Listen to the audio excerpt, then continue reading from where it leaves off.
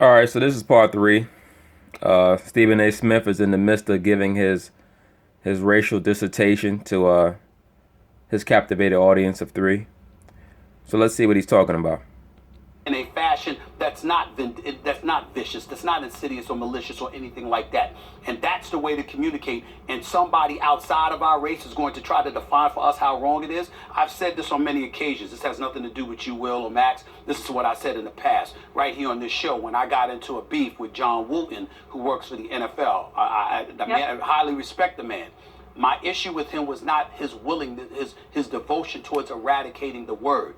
It was giving the NFL, a white power structure, the power to punish those within the black community who would use the word. Right. It resonated with me because I'm saying, wait a minute, if you are the ones who made the word so vicious and so malicious to a race of people, how do you get to turn around after that and decide that we can be punished for talking amongst ourselves, not on the airwaves or anything like that, but I'm just saying Easy.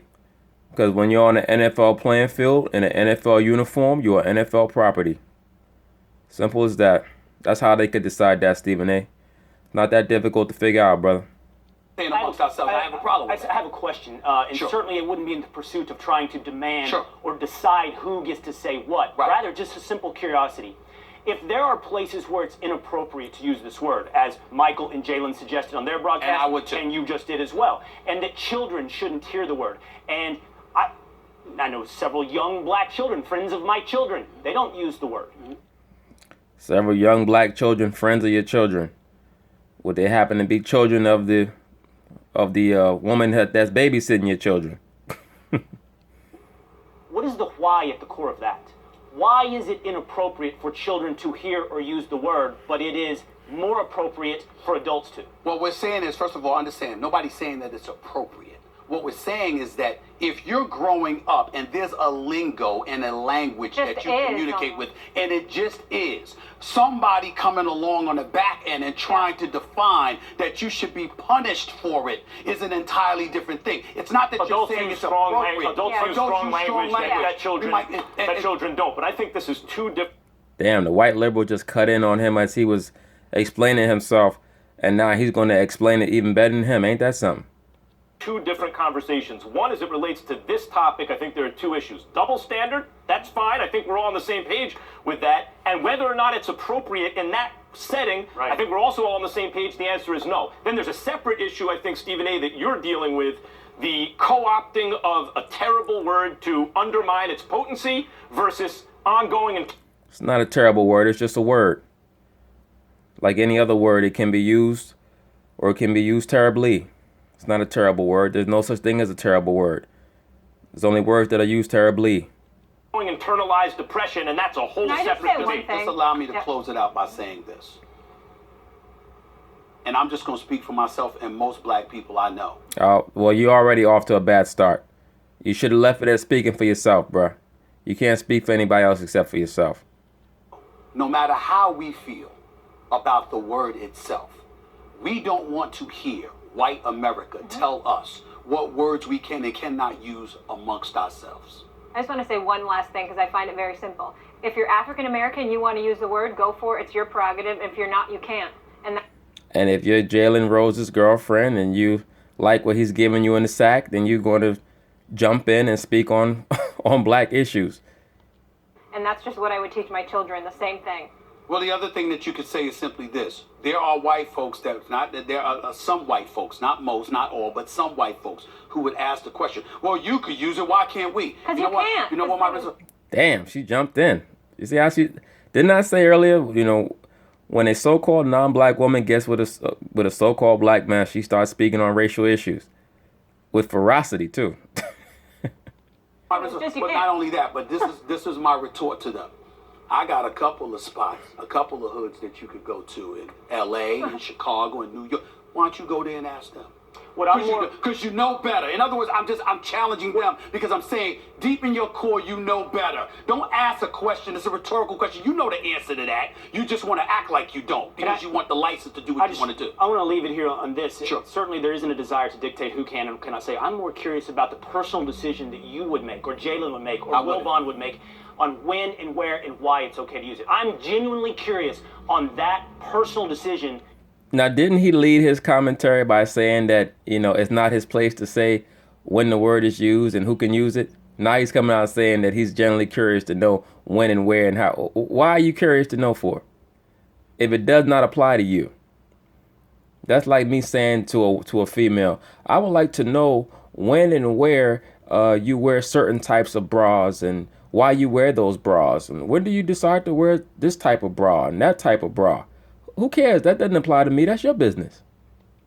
That you make. And I'm saying to you that for me personally, I side with Jalen Rose. I find that the word it's as insidious as it is. It wasn't that way to us when we were communicating with ourselves, but because that word was always used as a colloquialism amongst us. That's why. All right. The word took on an insidious nature in and of itself in the mid 1800s. Prior to that, it was just another term for so-called black people. That's all it was. All right.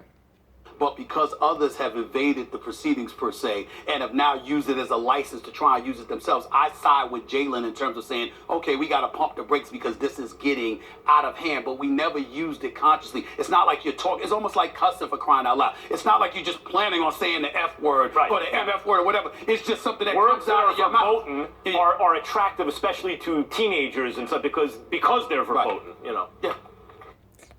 Nigga, please. Good conversation. Will, thank you so much for being with us. Coming up after the break, the new... So now we're going to move from First Take to Jalen and Jacoby. They're going to bring out a little bit of information to verify something that I said about Iguodala in this situation with there's something going on in that locker room. So let's see what they're going to bring out. Jalen Rose, our colleague, my man, Ethan Strauss, was on the True Hoop podcast. You know, things get real comfortable in the podcast room. Just feels like no one's listening, and you get a little comfy, and you just start spilling beans about the team that you cover. Strauss is close with the Warriors team, and here's what he had to say on the True Hoop podcast. Is this malaise of theirs, is it about not feeling motivated, not thinking they have something to play for? Is it just being tired? But, you know, there's one guy in particular on the team who keeps saying the same thing to me, and I can't say who he is, but he keeps saying, we've got problems, and it ain't basketball. We've got problems, and it ain't basketball, says someone that wears the Golden State uniform. Now, Ethan Strauss says that somebody keeps saying this to him, and he can't say who it is. So you have to, and it's somebody on the Golden State team. So you have to figure like this. There's only 4 guys on the team that would even speak and say something like that. And we know who those 4 guys are. All right. And it's not Durant, because Durant wouldn't say something like that. So that eliminates 1. So there's 3 guys left who would say something like that. All right. To where he would not be able to say who it was. And that's clearly Klay Thompson, Stephen Curry, and Draymond Green. And it's interesting to see who that might be and what the issue might be. If I be a betting man, it's the fact that Draymond Green has been trying to stage a coup in the takeover of the team since the end of last year. He knows that he cannot match Curry for talent, so he's trying to supersede him in influence on the team. He showed that when he brought in Kevin Durant. To me, that was a coup to say that now I have the best offensive player on the team under me, and I'm taking control of the team. Just my opinion. We'll see what happens. I could be wrong. It's just what I see. Would it shock me if Stephen Curry leaves Golden State at the end of this year? No, it would not. Especially if they don't win a championship. All right, don't let all the smiles and all that stuff fool you. All right, he did not like when they brought in Kevin Durant. He's a 2-time MVP. He was the leader of the team. He had carte blanche to take whatever shot he wants or he wanted, and now he must consider somebody else for the sake of the team. All right, so it would not shock me if the issue is Draymond Green trying to or recruiting Kevin Durant and bringing him in as a way to declare himself as the the alpha dog on the team. Okay? Wouldn't shock me at all. What does that mean to you, Mr. Rose? Not much. Really? Each group of 15 individuals are not going to consistently see eye to eye, regardless of your workplace or endeavor or sport. That's how life works.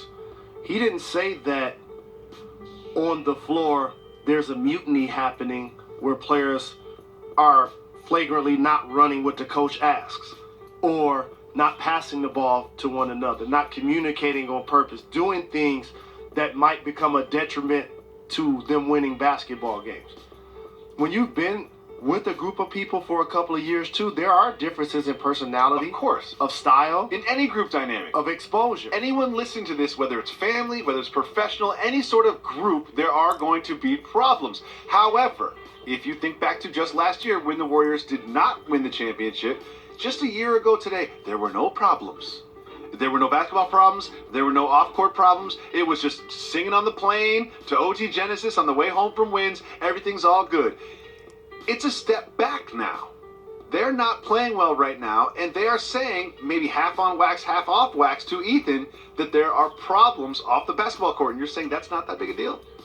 I'm saying it's not a big a deal because this is what happens when adversity hits. You just described a historic NBA season where they won the most games of all time. Yes, when they had a verified scoring leader and everybody knew their role. Now they brought in KD and Stephen Curry has had to take a demotion. I'm surprised to hear Jalen say that it's not that big a deal. Like I said, I believe that things are going to come out in the aftermath, especially if they don't win a championship. Mm-hmm. So they didn't have to deal with the normal peaks and valleys that every squad has to endure. You saw how when Kawhi was walking to the bench the other night, Pop was in his backside. Demonstrative. Okay? These are the things that happen when you go on to lose to the Portland Trailblazers. Mm-hmm. Like, this is what happens when you're not having the level of success this year in Golden State, and you're comparing it to an all-time great season of last year. And also, there's a level of fatigue emotionally and physically that takes place when you're not as deep. Yeah. You're now requiring players to not only have to consistently do more, which they are professional basketball players than you expect, but at the same time, in a group dynamic, they had more players last year. Mm-hmm. That strength in numbers thing was real. Spates was giving them buckets and minutes until he missed that dunk in the finals, and he was done. Harrison Barnes was playing a lot of minutes. Azili. Harrison Barnes cost them the finals last year. That fool made a couple of jump shots. They're world champions. I don't want to hear nothing about Harrison Barnes. Bogut. Barbosa. So you lose that. All I'm saying, guys, choked down the stretch of the finals last year. Moniker and adopt strength in all-stars. Where your leading scorer, one of your leading rebounders and shot blockers, who happens to be a former MVP, is now out. So now you're asking everybody else, like in the tug of war, to pull a bigger piece, and it can be something that creates emotion amongst players. Is it unfair that whenever anything goes wrong with the Warriors, and whenever there's a suggestion that there's some sort of chemistry problem, that everybody points their finger at who?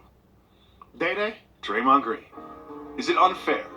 Well, you just did that. You just pointed him out. I believe that he is the one who made that statement. We've got problems and it ain't basketball. All right? Even in how it was expressed, that's how Draymond speaks. All right? It's just my opinion. I believe that he tried to stage a coup. All right? And right now it's about to go down. I'm gonna end it with a tweet from Draymond Green's mom. All right, staying in the NBA. Last night it took a superhuman effort by Draymond Green, or 6 blocks rather, including, one we'll show in a minute, and a couple clutch threes from Steph for the Warriors to overcome a 16-point deficit.